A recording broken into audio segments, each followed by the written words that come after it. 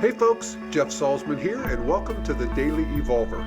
What follows is an edited version of a fireside chat with members of the Integral Life practice community. Good to be with you today. Jeff Salzman here. Welcome to the Daily Evolver fireside chat edition. Thank you to Integral Life for inviting me to do this as part of the Integral Practice group. When Namali asked me to do this, she said, don't worry about doing a lot of preparation, just get on and talk to people about what's got your attention. So I'm going to start with something that just got my attention, came in this morning's mail, and I'm going to share the screen. And it's my new LL Bean catalog. And look at that, would you? So there's on the cover, two young men walking on the beach. One's white, one's black, so it's good racial representation. And wait, there's more, maybe. Are they holding hands? Well, it looks like it, but hang on. But you can see upon further examination that they're not really holding hands, that this is just a three-dimensional visual kind of a illusion that is, I think, by the looks of it, caused by an excruciating amount of photoshopping, or it looks like something I would do with a jar of whiteout. Anyway, it is an extraordinary effect that when you look at their faces, they're holding hands, but if you look at their hands, they're not. So, well done, LL Bean. Multicultural advertising in 2023. Oh, good. All right. Okay, so I'm going to share some more of what's on my mind these days. And then we'll have an opportunity for you folks to share what's on your mind. And then we'll take some questions and we'll just see how it goes here. Okay, so what's up for me is that I continue to just marvel in kind of a bad way about the mainstream intelligentsia, the leading public intellectuals, who I talk about all the time, various ones, and just how much it would help them if they were able to factor cultural and consciousness evolution into their analysis. And I'm going to share one today, at least. We'll see how much time we have. This is one of the new, most, I think, exciting public intellectuals. I discovered him in the last 6 months, and that's Peter Zeihan. And he is the author of a book called The End of the World is Only the Beginning, Mapping the Collapse of Globalization. He's in that tier up there with Yuval Harari, when the $100,000 a pop speech, that stage of the intelligentsia economy. So, and he's good. He's an integrative thinker, I would say. He's proto-integral. I've mentioned it before. He's definitely able to see systems of systems. He takes many threads, weaves them together into a very understandable story. He's very good at communicating with, so the threads of economics, demography, geography, history, and to a lesser degree, culture. And he's kind of interesting in this way that integral happens. That there's a couple sort of ways that you can enter integral. One is with the full green baptism. You're going full on green. And the other is that you're adequately green, but your center of gravity is still pretty much materialistic and mainstream and right-hand quadrant, if you will. It's like Zeihan, it's like he's playing a three-dimensional chessboard, but it's all material. It's not really any spirit behind it. There's no spirit of evolution, which is what I think integral brings to the party. But I am a big fan, and he's educated me tremendously on, China, India, the Russia-Ukraine war, Brazil, the drug cartels. He's very, very prolific. In fact, I was just looking at the YouTube for his last few, and here's his last four. And they're all in the last few days. Clean energy in Chicago, why windy suburbs matter. Another one, will AI steal my job? Testing ChatGPT. So I did last week. The water crisis in the American Southwest. And then finally, the one that we've all been waiting for, is it Oklahoma's time to shine? So anyway, this guy's prolific and I think really well worth listening to. I would recommend him.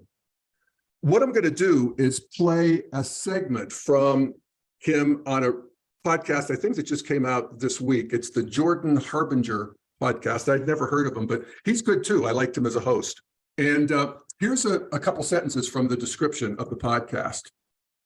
Jordan Harbinger writes, Peter and I explore how the globalized world came to be, the factors that contribute to its instability, and what chaos will ensue, more likely when rather than if, it all comes tumbling down. Listen, learn, and enjoy. Enjoy the story of it all tumbling down.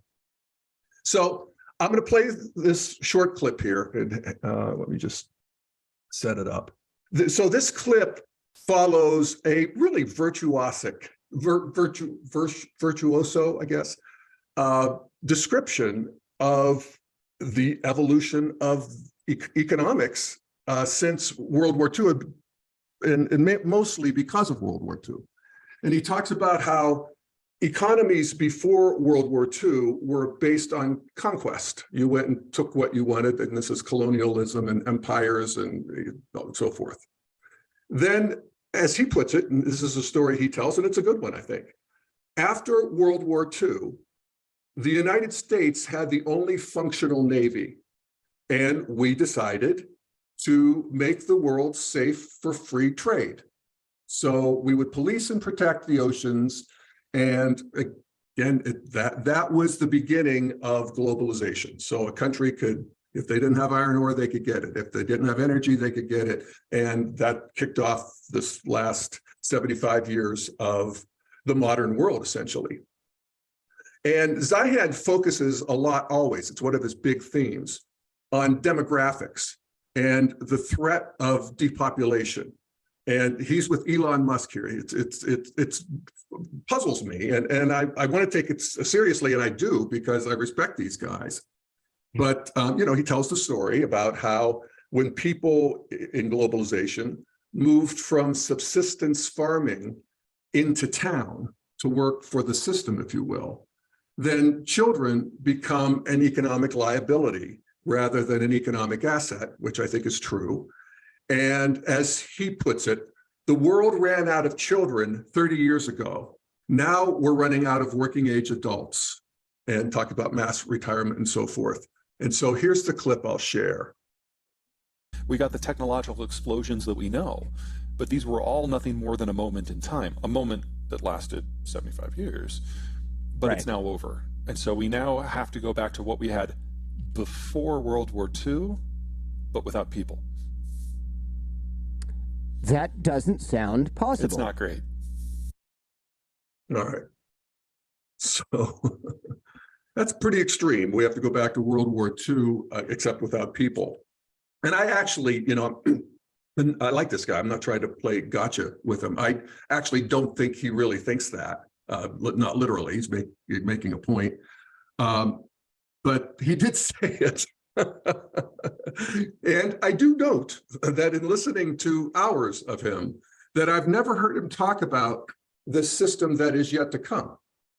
That we might be going forward to a post-globalist economy, for sure, but one that is more intelligent than the one we have now. Maybe we would call it trans-globalism from an integral perspective, which includes the best of globalism and minimizes dumb globalism. So more local, less wasteful, more ecologically oriented, basically less wasteful, in general, less materialistic, in the sense that there's something that rich people know that poor people don't. And that is that it's a lot of trouble and it doesn't make you any happier. I mean, beyond a certain baseline, it doesn't make you any happier, or at least it's not worth it. So, I think about, do I really need a bottle of water shipped here from Fiji in plastic? I was just reading something, I forget the details, I wish I could remember, but it's basically this globalism phenomenon where for customers to buy a product that was made where they live, it has to be shipped to China and then back to them, because that's just right now, the most economical thing. So again, we want to tease apart this bad modernity from good modernity and move forward. And so that's bad modernity, wasteful and too materialistic and, soulless in its own way. Good modernity is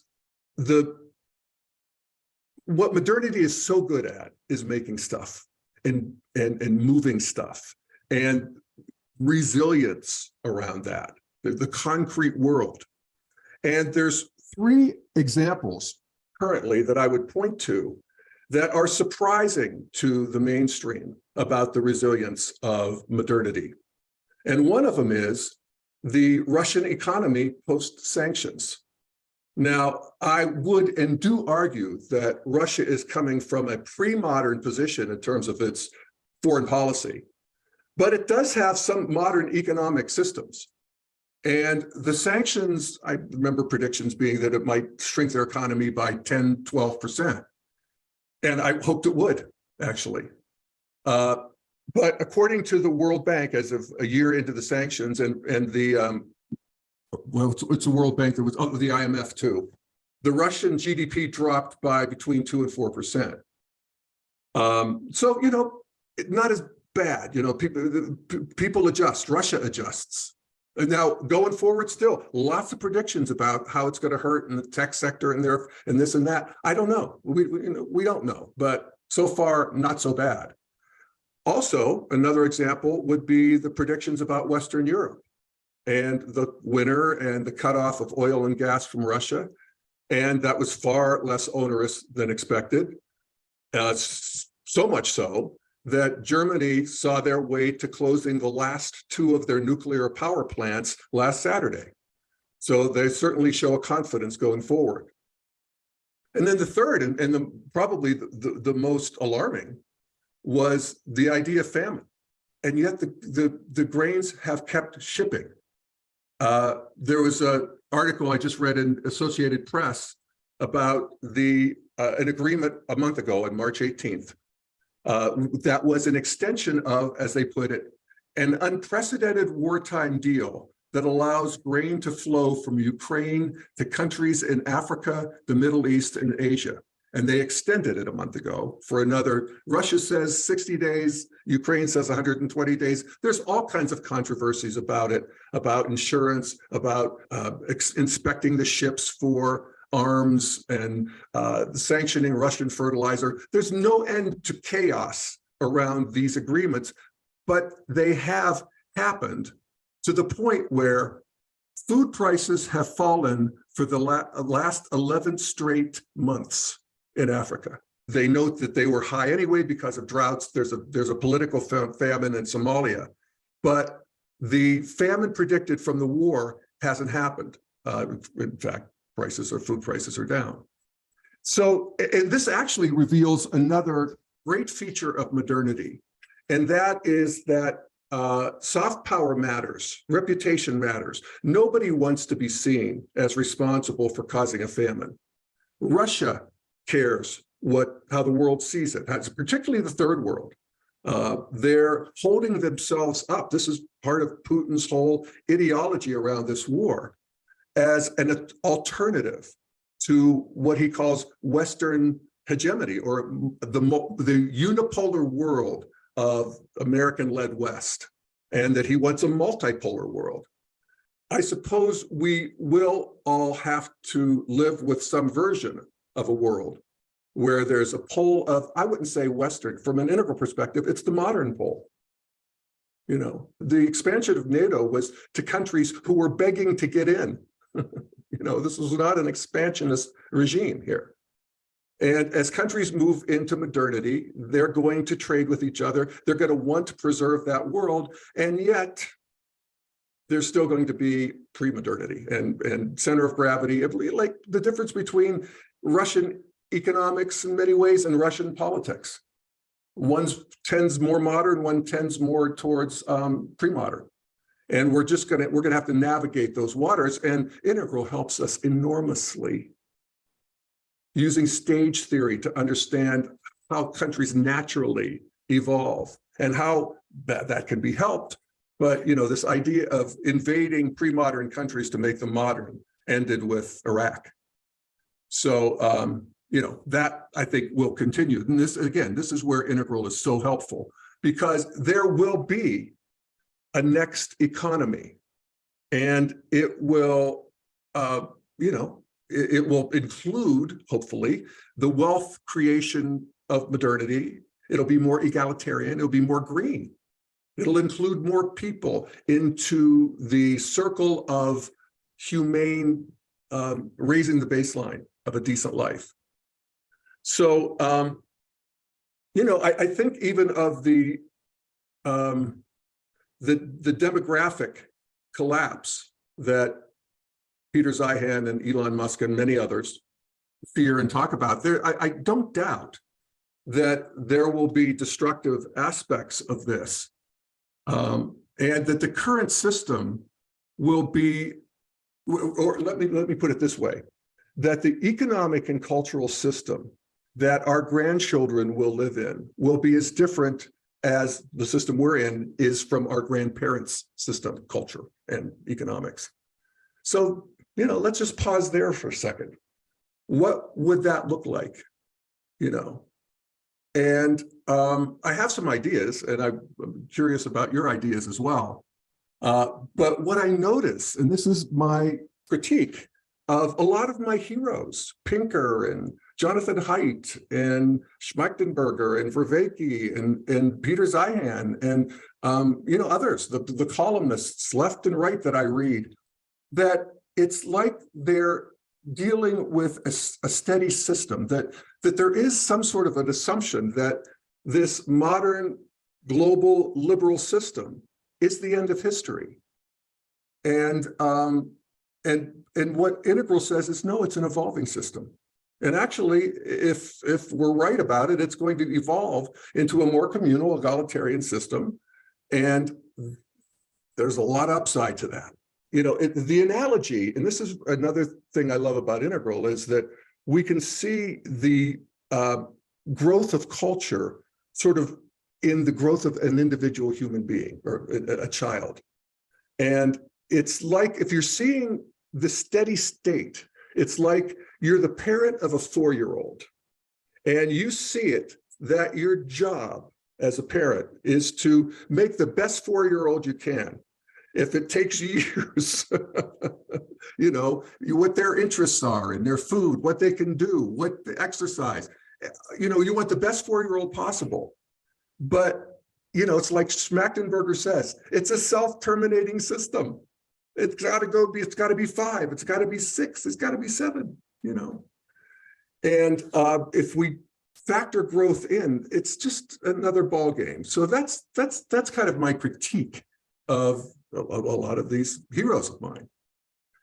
So anyway, I wanted to throw that out, and I wanted to look at an example of, what comes to mind. I'm excited about the next world, even the medium future here.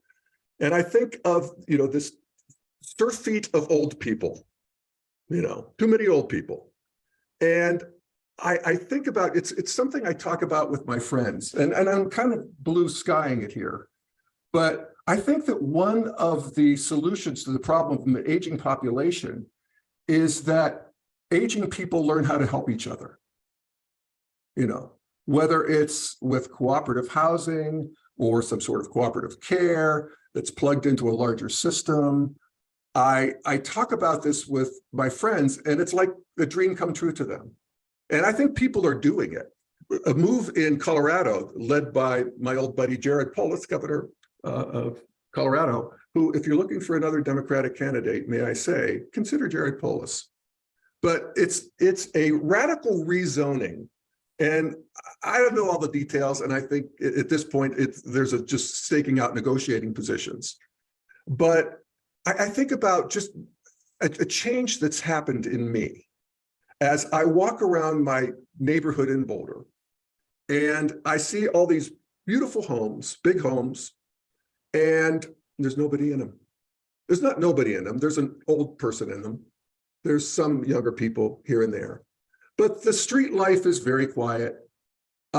If these homes, and many of them are 3,000, 4,000, 5,000 square foot and bigger, could be divided into apartments, what you can't do now, or duplexes, and made more affordable, and that there were younger people who were able to move in, that there could be cooperatives that were, there's a best practice around that. That's actually happening.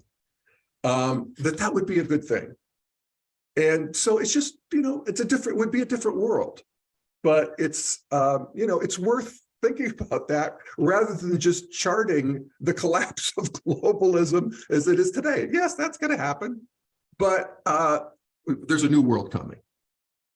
I'm all for it in principle, but as an introverted Enneagram 5, I must say it's rather horrifying too.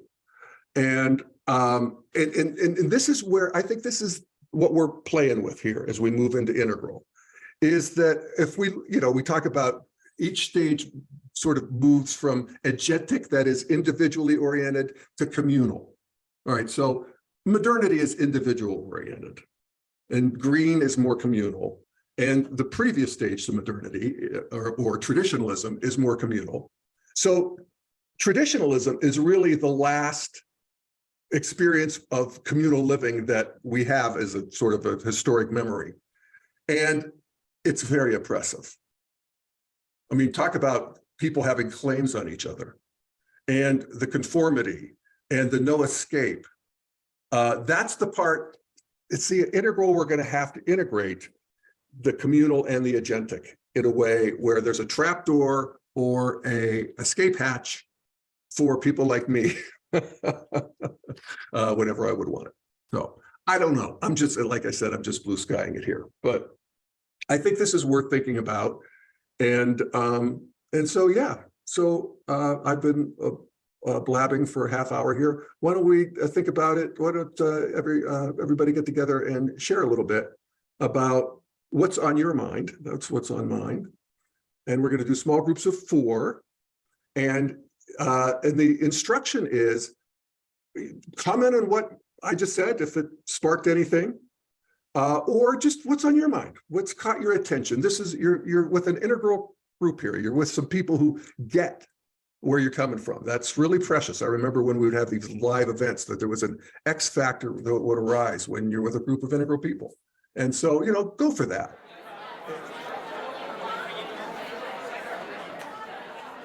Well, welcome back. So I'm curious. There's some interesting comments in the chat section. So yeah, if you have any comments or questions, put them in the chat or raise your hand. All right, Mark. Hey, man. Haven't seen you since Ideal Market the other day. That's right. So I think that it's a plausibly deniable couple.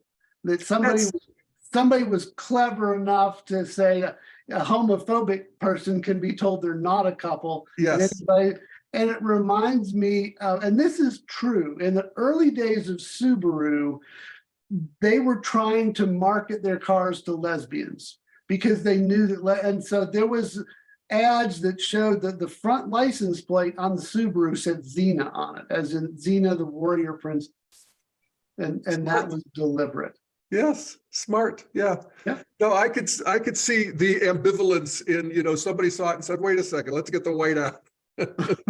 Plausible deniability is it. But again, welcome to evolution and the mess of it all.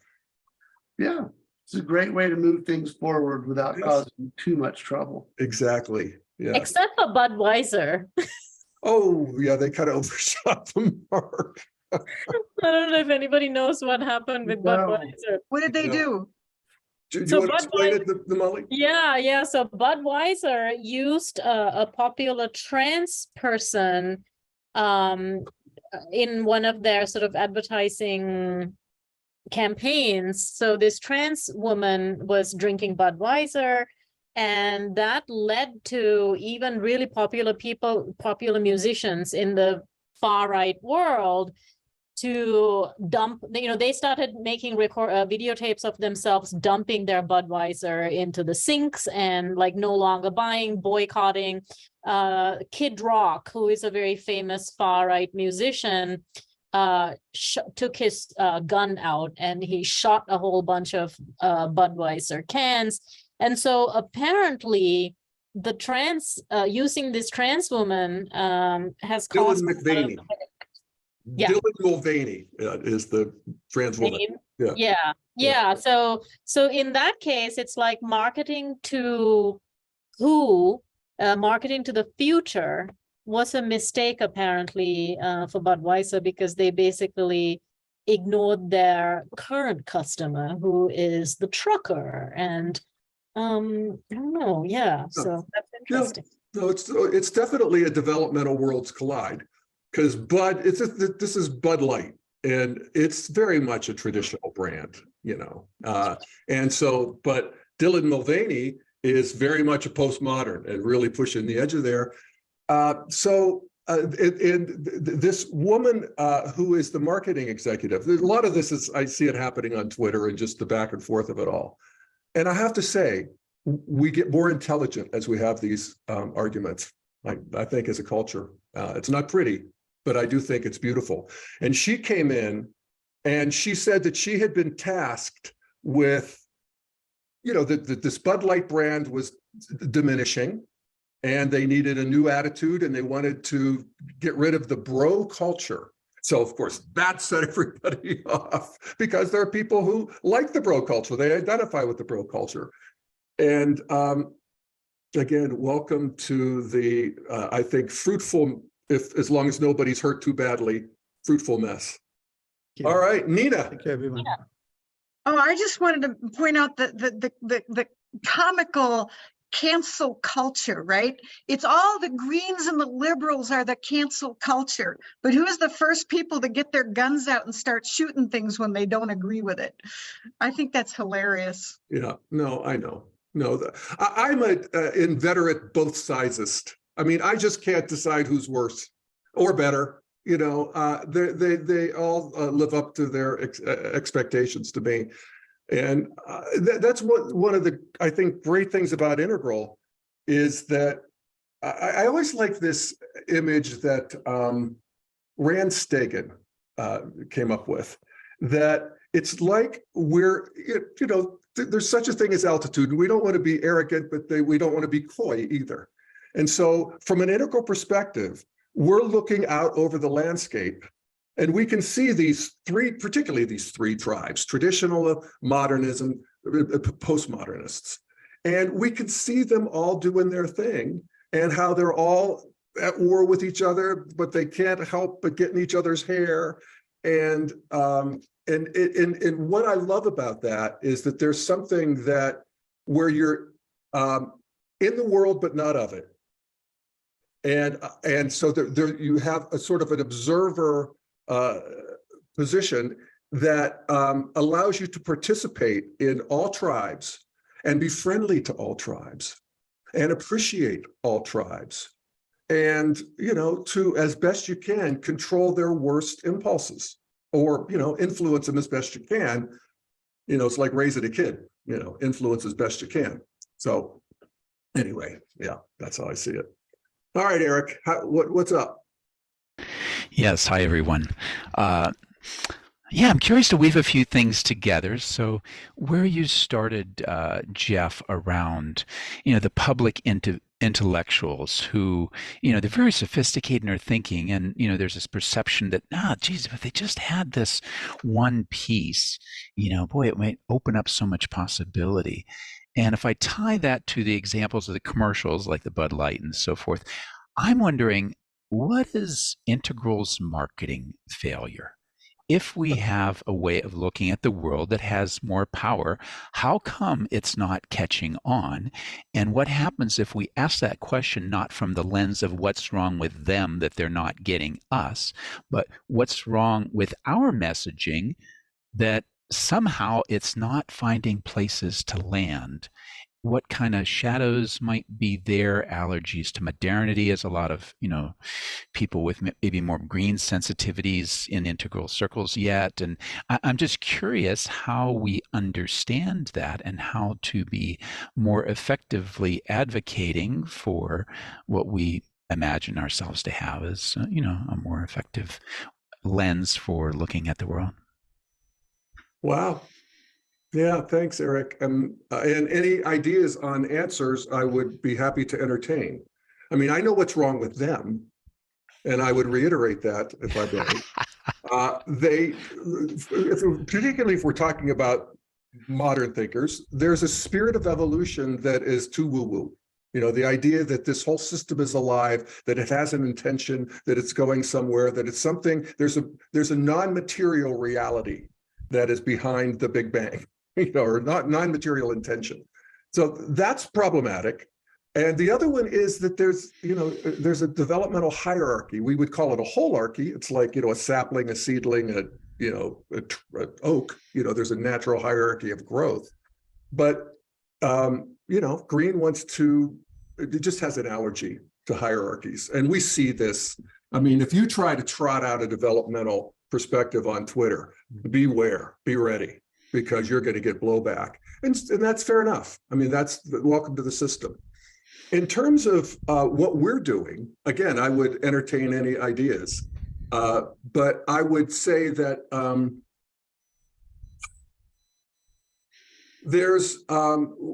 what I'm trying to do is to use integral to explain current events and use current events to explain integral.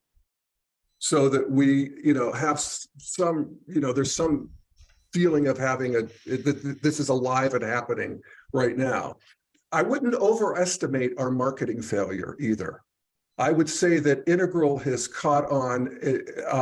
Whether or not people are self-aware is a question. If they read a Ken Wilber book or Steve McIntosh book or whatever, or ever heard of any of us. But there's a de facto integral that's arising where people are looking to harmonize perspectives. I think that both are growing. So I wouldn't overestimate that. Mm-hmm. And then the last thing that just comes to mind is something that Ken Wilber said that always stuck with me. And that is that people thought modern thoughts for 300 years before the French Revolution. That there's something to be said for just thinking integral thoughts. In the meantime, having integral conversations, doing these Zooms, creating grooves in the cosmos that are integral. That's the nature of the cutting edge. And then beyond that, I don't know, because I can't believe it either. Why don't these people get it? So I'm open to ideas. Yeah, so thanks, Eric. Let's move on to Tamar. Okay, so I was in Martin group and I thought he's going to summarize, he spoke for most of the time what he said, because I could concur. I mean, he has experience with Turkey. I was born in Israel and I don't know how much to follow the news, but he mentioned, look at demographic. Demographics, oh, Amber's people rate of birth is much higher than us. And you see it in Israel, and that's one of the, not only, but that's one of the causes of what's happening. He said it in Turkey, we see it in immigration. So in terms of population, even if we are going to have a little bit lower population, which is good for the earth, I mean, our percent is going down. Yeah. The other thing that you said, I'm trying to empathize with these people who are there. And when I came to the States in 70-something, everybody took pride of the fact that in United States, blue collar is middle class. They have good salaries, they have benefits, they can live the American dream, they are middle class. That's no longer the truth.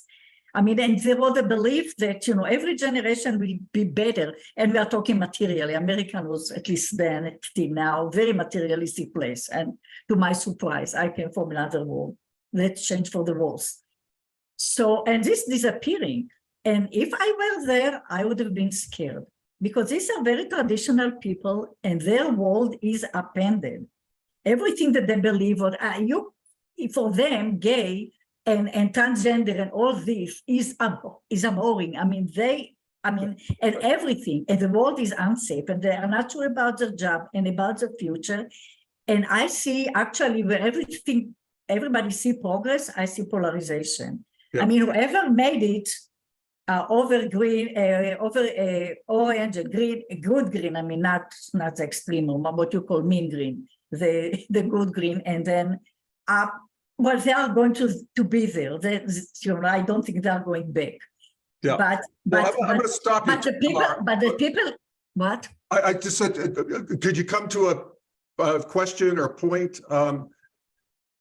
I think we have to address their fears. I mean, first, yeah. I mean, because these people, I mean, we have to understand where they are coming from and not trying to preach them, because these people are really scared. I mean, their belief system. I mean, what we believe is antagonistic to what they believe, that is based on strict, they are more religious, it's based on scriptures, it's based on whatever, what they believe normal society has to look like. Yeah.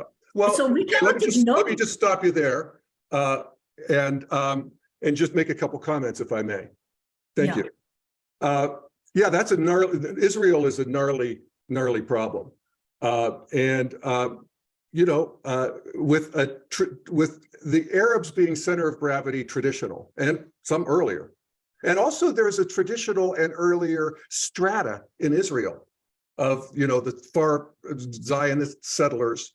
And then there's the modern this is a religious. This is ultra-religious. These are the problems. Yes, exactly. So you have ultra-religious traditionalists don't like other religions.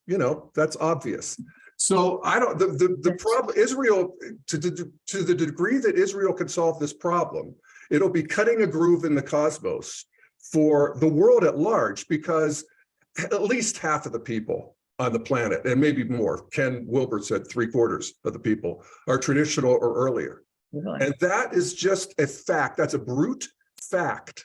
Right. That we have to acknowledge and live with. And again, it's not going to be pretty. And we see it here, and we see it everywhere. Israel is a crucible for this. So God bless Israel. And I'm going to move on to Mar. Thank you very much. Okay, we're going to move then to Karen Voorhees. Hi, Karen. Hi there. Well, okay, I'm going to attempt to build a bridge from what Tamar and Martin were talking about to Eric Troth's question. I will try to do this lucidly and briefly, starting with the hard reality. Yes, amber worldwide is probably the plurality, maybe the majority. Certainly in places like Israel and here in the United States, they are in extreme distress. That's why they're doing things like choosing Donald Trump as their champion, for heaven's sake, who is a living contradiction of what they believe. They are in extreme distress. Everything they know to be good and true and beautiful is being destroyed before their eyes. My great hope for Integral, because I think we are growing into the future. We sense it, we feel it, we're moving toward it. Integral has the potential to see these people, like Ginny Whitelaw said at the What Now conference in Boulder 5 years ago, when she said, how do you deal, I forget how she framed it, how do you deal with somebody at a different level when there's a great problem? She said so beautifully, you meet them where they are and you fall in love with them. And then I fell in love with Ginny Whitelaw. But we have, as a group and as individuals, the potential to reach out from this place of concern and compassion and draw a larger circle that includes everybody. Can we make this potential an actual? I sure hope so. And I think we are going to. If we do not do this in the next decade, we will do this in the next century, because speaking as a cultural historian who likes really big pictures, the universe has a 13.82 billion year track record of evolving the next system of complexity. We are in one of these crisis points now in human society where current systems are breaking down under the impact of the next new emergent system that is in the process of emerging but hasn't yet. What most of us see is what's breaking down. Very few of us see what is already emerging. And this is the group, we have the collective vision of what is emerging, and we are helping midwife it. And yes, let's do this in a way. Now, we've done this 6 times before in human history. I have this all on a spreadsheet. If anybody really wants to look at it, I dare you to ask me about it. And we've done this 6 times in human history. We can do it a 7th. We've seen this movie before. Yeah. We know how it ended 6 times before. It's going to end up in the next new emergent order, which will be integral. By golly, that's my statement. Yeah, well, I'll die on that hill with you, Karen. You know, that's right. And just to get back to what you said at the beginning, where you fall in love with you fall in love with people. You look them in the eye and you see that very few people are really coming from a intentionally bad space. And then you not only accept and tolerate, you appreciate. You know, what do they bring into the party that, for instance, what's traditional have that modernity doesn't? It has an enchanted world, for one thing. You know, it has a world that has meaning. Their life has meaning. And it is the core of moral fiber for everyone, everywhere. Yes. So modernity wants to and needs to really wring that out because, of course, that's infested with all sorts of horrors and oppression. But you know, we can't just leave it behind. It's a little bit like as we grow individually, we become more playful if we're lucky. I remember Chogyam Trungpa saying, he's the guy who started all the Buddhist stuff in Boulder here from Tibet. And he said, you can always tell the most enlightened ones because they're playful. And I love that. You know, so that moving forward means rehabilitating, bringing forward what we left behind. So anyway, thank you, Karen. And if I could just really quickly tie back to what Eric said is, don't worry that we haven't succeeded already. Thomas Edison said, I know 10,000 ways a light bulb does not work. We're going to keep trying 10,000 ways that integral doesn't work, but we will find the way that it works. That's right. Or it's like Mark Twain said, quitting smoking is easy. I've done it 20 times. Yeah. Anyway, yes, thank you, Karen. All right, we have just a couple minutes left. And so Nina, do you want to close it up for us? You need to unmute. Yeah, there we go. Okay. I was just going to say that to Eric. NLP has this thing where you, when you market, you try to market to the people that are both the visual and the auditory, or that are, like you try to hit all of them. So as we market, we need to put something that's appealing to each of the levels in the in the message, and that goes to the individual, right? You want to fall in love with somebody. It helps to meet them individually. I've never met an individual I couldn't love, but as a group, oh man, it's hard. It's really hard to love a group. But man, an individual, my neighbor needs help. They could be the Trumpiest Trump in the world, but if my neighbor needs help, I'm going to go out there and help them, and I'm going to love them because they're an individual. And then the other thing was, Ireland. Northern and Ireland, and they found peace. South Africa, they found peace. It's possible. And I have every bit of hope for Israel too, at some point, that it's possible, because I've seen it in other places. Yep. And we need to be that peace that we see. Yeah, and it can happen. It can happen really fast. Yeah. If you think of where Germany and Japan were in 1945, actually versus where they were in 1950. 1955, 60, they're, and now they're, in many ways leading the world in terms of cultural evolution. 70 years ago, wasn't that long ago. So things can happen very fast. Often it takes, some sort of big disruption to blow up the current system. That's been human history so far. I'm hoping and betting that the move into the future stages will be, it'll be war on a subtle level, or a cognitive level rather than a brute physical level, because we'll have to fight our way forward in terms of ideologies. But that, it's part of what's new in the world is that there's several stages online at the same time right now. That's new in history too. And so maybe we can be doing creation and destruction in smaller pieces than these big, cataclysmic world wars to move forward. I think that's actually happening. And I think that's how it will happen. And will we have skirmishes? And, this Ukraine thing is, in some ways the exception that proves the rule. But what an exception. So, on we go. Yeah, All right, it's I think really we're systemic. pretty much to the end of our time together, and thank you all for being with me today. And Thank you. yeah, and so we'll be back. This is the second Wednesday of the month, and how many Wednesdays do we have this month? So I'll be back on May 3rd, 2 weeks from today, and I appreciate you, and we'll see you then. Thanks, folks.